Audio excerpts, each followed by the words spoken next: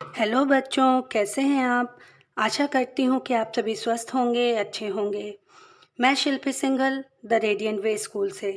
जैसे कि हम पहले वीडियो में पढ़ चुके हैं कि संज्ञा के बदले में आने वाला शब्द सर्वनाम कहलाता है।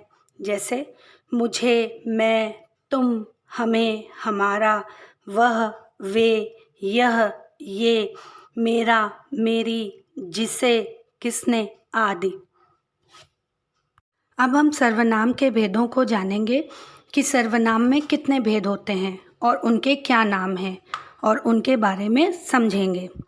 सर्वनाम के 6 भेद होते हैं।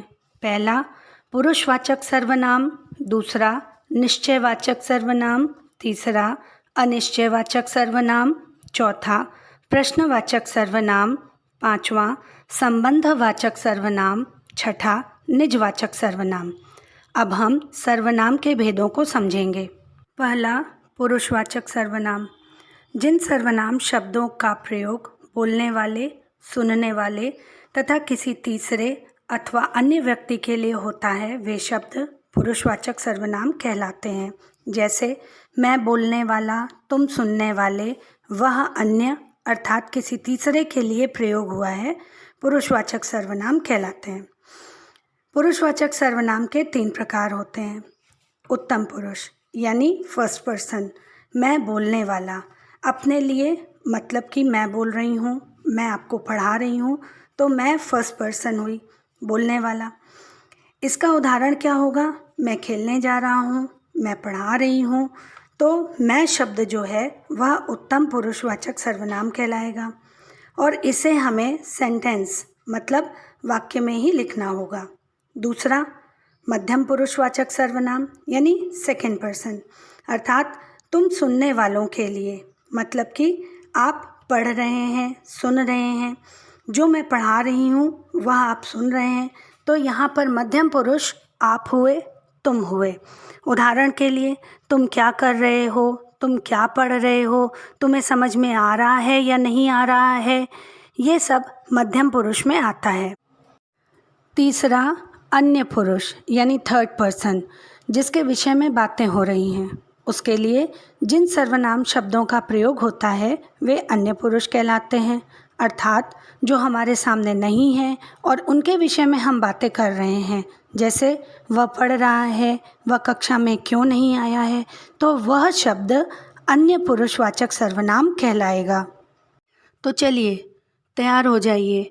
अब हम यह जानेंगे कि कैसे उत्तम पुरुष, मध्यम पुरुष और अन्य पुरुष को जल्दी और अच्छे से समझ सकते हैं। इसका एक बहुत ही सरल तरीका है। उत्तम पुरुष हम किसे मानते हैं? कौन हुए? हम हुए। और कौन है? सब कुछ जानने वाले हैं, सर्वश्रेष्ठ हैं। तो जैसे मैं, मुझे, मेरा, हम, हमें, हमारा, ये उत्तम पुरुष सर्वनाम हुआ। अब समझ में आया ना? अब जल्दी से याद हो जाएगा। इसी तरीके से मध्यम पुरुष, जब 2 लोग आपस में बातें करते हैं तो पहले आप खुद होगे, उसके बाद आप तो उत्तम हैं और जिसके साथ बैठकर बातें कर रहे हैं वह मध्यम पुरुष हुआ। जो आपके बगल में बैठा है, जैसे आप, आपको, आपके लिए कि आप बहुत अच्छे हैं, आपको हम बहुत पसंद करते हैं, आपके लिए उपहार लाए हैं। चूँकि वे दोनों आपस में एक दूसरे की बुराई नहीं कर सकते, इसलिए वे बड़े प्यार से बातें करते हैं, तो वे मध्यम पुरुष हुए। कि और किसी तीसरे के बारे में बात करते हैं तो वह अन्य पुरुष हुए। उसकी बुराई करते हैं, निंदा करते हैं, क्योंकि वह तो यहाँ पर है ही नहीं, इसलिए वह अन्य पुरुष हुआ। क्योंकि वह अच्छा नहीं है, वह हमारी नकल करके काम करता है, हर समय हमारी शिकायत दूसरों से करता है, उसकी वजह से हमें डांट पड़ती है, तो जो यहाँ पर नहीं है हम उसके बारे में बात करते हैं और वह अन्य पुरुष कहलाता है। जैसे वह, उसने, उसको, वे, इन्होंने, उनको। ठीक है ना? अब मेरे ख्याल से अब आपको समझ में आ गया होगा और मैं ये भी समझती हूँ कि जिन्हें नहीं आता होगा उनके लिए अब काफ़ी आसान हो गया होगा। दूसरा भेद है निश्चयवाचक सर्वनाम। जिस सर्वनाम शब्द से किसी निश्चित व्यक्ति या वस्तु की जानकारी मिले उसे निश्चयवाचक सर्वनाम कहते हैं। इन्हें संकेतवाचक सर्वनाम भी कहते हैं। उदाहरण, वह मेरे पिताजी की कार है, ये मेरे कपड़े हैं, वह मेरा भाई है, यह तुम्हारी घड़ी है। अब आप यह देखिए कि मैंने जितने भी उदाहरण आपको बताए हैं उन सभी उदाहरणों में इशारा करके या संकेत करके चीज़ों को बताया गया है। इसी तरह से हम अपनी कॉपी दिखाकर या कपड़े दिखाकर बताते हैं कि यह मेरी है, मतलब वह और यह निश्चित वस्तु के बारे में बता रहे हैं, अतः ये निश्चयवाचक सर्वनाम है। तीसरा, अनिश्चयवाचक सर्वनाम। जिस सर्वनाम शब्द से किसी व्यक्ति या वस्तु की निश्चित जानकारी नहीं मिलती, अर्थात सही जानकारी या प्रॉपर जानकारी नहीं मिलती है, उसे अनिश्चयवाचक सर्वनाम कहते हैं। जैसे किसी को बुला लीजिए, दाल में कुछ गिर गया है, कोई आया है, दरवाजे पर कोई खड़ा है।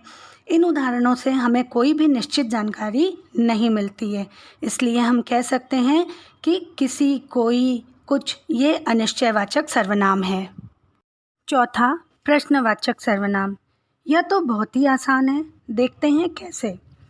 जिन सर्वनाम शब्दों का प्रयोग प्रश्न पूछने या करने के लिए किया जाता है उन्हें प्रश्नवाचक सर्वनाम कहते हैं।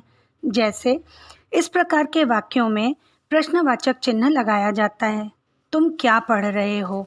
देखिए यहाँ पे प्रश्नवाचक चिन्ह लगा हुआ है ना, और आपसे पूछा जा रहा है कि तुम क्या पढ़ रहे हो। हमें तो पता ही नहीं कि आप क्या पढ़ रहे हैं, या तुम कहाँ जा रहे हो, ये भी नहीं पता कि तुम कहाँ जा रहे हो। तो हम आपसे प्रश्न पूछ रहे हैं और उसके आगे प्रश्नवाचक चिन्ह भी लगा हुआ है, तो हुआ ना ये आसान समझने के लिए।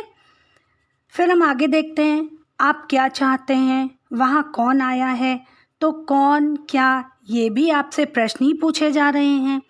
यहाँ पर भी प्रश्नवाचक चिन्ह लगा हुआ है। उपर्युक्त, उपर्युक्त अर्थात जिसके बारे में बात ऊपर या पहले हो चुकी हो। उपर्युक्त वाक्यों में प्रश्न पूछने के लिए सर्वनाम शब्दों जैसे क्या, कहाँ, कौन का प्रयोग हुआ है, अतः ये प्रश्नवाचक सर्वनाम शब्द हैं। पांचवा, संबंधवाचक सर्वनाम। आप इसे ऐसे समझिए कि जैसे गुरु और शिष्य का संबंध होता है, एक रिलेशन होता है, ठीक उसी प्रकार से आपको संबंधवाचक सर्वनाम के बारे में भी समझाया जाएगा। बस थोड़ा सा आपको ध्यान देने की आवश्यकता है, बाकी आपको सब आसान लगेगा, कुछ कठिन नहीं लगेगा। ठीक है, तो देखते हैं। जो सर्वनाम शब्द संज्ञा या सर्वनाम का अन्य संज्ञा या सर्वनाम से संबंध बताते हैं वे शब्द संबंधवाचक सर्वनाम कहलाते हैं। जैसे जहाँ, वहाँ, जो, वह, जिसने, उसने एक दूसरे से संबंध बनाते हैं। अब उदाहरण से इसे समझ लेते हैं। पहला, जहाँ मंदिर है वहाँ फूलों की दुकान है। अब जहाँ मंदिर होगा वहीं फूलों की दुकान होगी ना बेटा। वैसे तो फूलों की दुकानें कई जगहों पर होती हैं, लेकिन यहाँ पर जहाँ और वहाँ पर संबंध स्थापित किया गया है। दूसरा, जो जैसा करेगा वह वैसा भरेगा, इसलिए यहाँ पर जो और वह में संबंध है। अब लास्ट एक उदाहरण और देखते हैं, इसे दूसरी तरीके से समझते हैं। तीसरा है, जिसने खोजा उसने पाया। वाक्य के एक वाक्यांश में मतलब जिसने खोजा, और दूसरा उसका परिवर्तित वाक्यांश मतलब उसने पाया।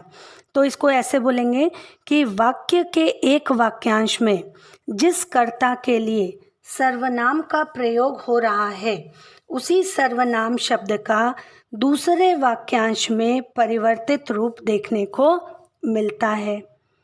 यहाँ पर जिसने, उसने में संबंध स्थापित किया गया है। छठवां, निजवाचक सर्वनाम। जिस शब्द का प्रयोग काम करने वाला कर्ता अपने लिए प्रयोग करता है उसे निजवाचक सर्वनाम कहते हैं। जैसे अपने आप, खुद, स्वयं आदि। अब आप उदाहरण देखिए, इससे आपको सब समझ में आ जाएगा। पहला, यह काम मैं अपने आप करूँगा। मतलब अब अपने आप मतलब निज हुआ, खुद हुआ, तो यह निजवाचक सर्वनाम हुआ। चाहे काम कोई भी हो, मैं अपना काम अपने आप करूँगा। दूसरा, यह चित्र मैंने स्वयं बनाया है। अब यहाँ कहा जा रहा है कि चित्र को स्वयं मतलब खुद बनाया है, किसी और ने नहीं बनाया है, तो क्या हुआ, ये भी निजवाचक सर्वनाम हुआ। आ रहा है ना समझ में। तीसरा देखते हैं, मैं बोतल में पानी खुद भरूंगी। पानी खुद भरूंगी मतलब मैं अपना स्वयं काम करूंगी। पहले भी मैंने ये बात आपको बताई कि अपने आप काम करूंगा तो अपने आप, खुद, स्वयं, ये सब निजवाचक सर्वनाम हुए। एक और लास्ट उदाहरण से आपको और अच्छे से समझ में आ जाएगा कि मैं इस प्रश्न का उत्तर अपने आप लिखूंगी। अपने आप मतलब मैं स्वयं या खुद लिखूंगी, कोई दूसरा नहीं, है ना। इससे आप स्वयं ही समझ जाएंगे कि यह निजवाचक सर्वनाम है। अब सर्वनाम से संबंधित जितनी भी चीज़ें थीं वह सब मैंने आपको बता दी हैं, पढ़ा दी हैं। बहुत ही आसान था। मुझे उम्मीद है कि आपको सब समझ में आ गया होगा। फिर भी इसे पढ़ने के बाद यदि आपके मन में कुछ प्रश्न उठें कि इसका उत्तर क्या होना चाहिए तो कमेंट करके ज़रूर पूछिएगा, ताकि आने वाले वीडियो में आपके सभी प्रश्नों के उत्तर दे सकूं। यदि आपको इस वीडियो से कुछ मदद मिली और आप ऐसे वीडियो और देखना चाहते हैं तो कृपया लाइक, शेयर, सब्सक्राइब करें और बेल आइकन पर क्लिक करें।